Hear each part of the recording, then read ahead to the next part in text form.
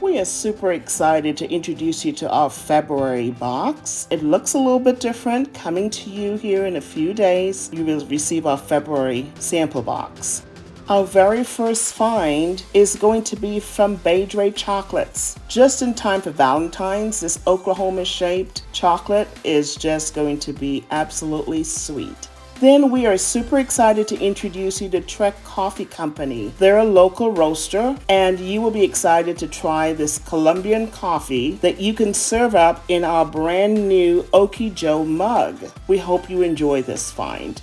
Our next product is by the Velvet Leopard. We are sending you out just a nice 4-ounce tube of hand and body lotion. It smells absolutely delightful. This was really an exciting find for us as well by Blue Birch Laser Designs. And these are 2 cup holder coasters for your car, the Oklahoma style. Last but not least, we want to make this gift available to you. It's our elderberry syrup kit, just in time to help you boost your immune system. And you can actually make it as a syrup, as a juice, as a tea. As you can see, I added a whole bunch of lemons to mine.